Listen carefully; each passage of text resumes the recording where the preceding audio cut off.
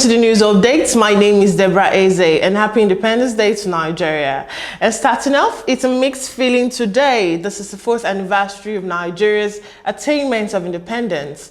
Amid the celebration of nationhood in the nation's color of green and white, symbolizing natural wealth and peace, the reality for citizens is the exact opposite: gloom and a state of fear.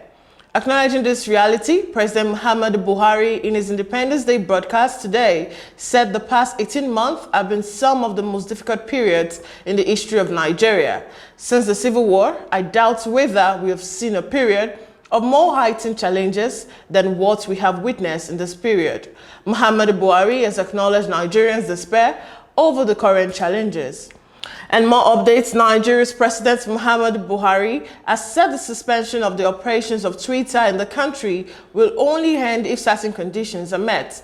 Buhari listed the conditions in his Independence Day speech on Friday. "I have directed that the suspension be lifted, but only if the conditions are met to allow our citizens continue the use of the platform for business and positive engagement," Buhari said in his speech. These conditions, the president said, include national security and cohesion, registration, physical presence and representation, fair taxation, dispute resolution, and local content. And in Sudan, thousands of Sudanese rallied in the capital of Khartoum on Thursday to demand an exclusively civilian transitional government, accusing the general now in power of dealing or derailing its transition to democracy. Sudan has been ruled by an interim joint civilian-military government since 2019. The military ousted long-term autocrat Omar al-Bashir in April that year, following 4 months of mass protests against his rule. And moving on, a former deputy speaker in Malawi on Thursday shot himself in the head inside the parliament, where he had gone for a meeting. Parliament said Clement Chiwaya, who was 50, killed himself inside the parliament's building, where he had gone to discuss vehicle benefits entitled to him when he left the office in 2019. Police spokesperson James Kadazera confirmed the incident but refused to give details until he had received the full report from the investigation. And in Kenya, Kenya's Interior Ministry ordered the suspension of a visa-free transit agreement with Pakistan. The move was prompted after social media sites showed videos with crowd of Pakistani nationals crowding residential areas across the capital, Nairobi. According to the authorities, there has been an influx of Asian foreigners who at first were thought to be Afghan refugees. Interior Principal Secretary Karajan Kibicho ordered the police to work closely with the Immigration Service to crack down on illegal foreigners.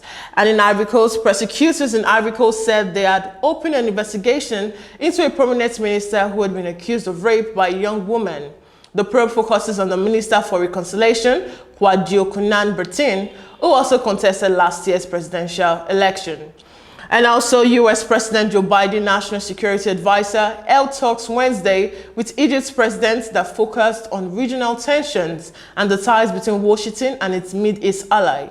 The Egyptian leader's office said the meeting in Cairo with Jake Sullivan came as Biden administration presses Egyptian President Abdel Fattah el-Sisi's government to stop its crackdown on dissent. The U.S. announced earlier this month it would withhold $130 million in military aid to Egypt over human rights concerns.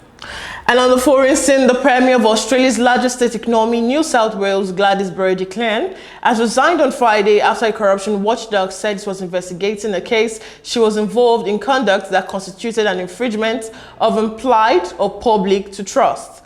The shocking resignation came as the state's dire an economy bigger than Singapore, Thailand, or Malaysia battles the largest COVID-19 outbreak in the land and is ready to begin ending months of lockdown as Australia reopens international limits in November. And in more stories, Malaysia recorded 9,671 deaths because of COVID-19 in September, the deadliest month for the reason that pandemic started.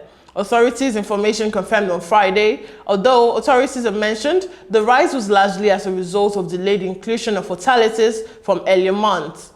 The spike has pushed Malaysia's demise toll to among the many highest per capita in Asia, even as new infections have slowed in current weeks amid a ramped-up vaccination program.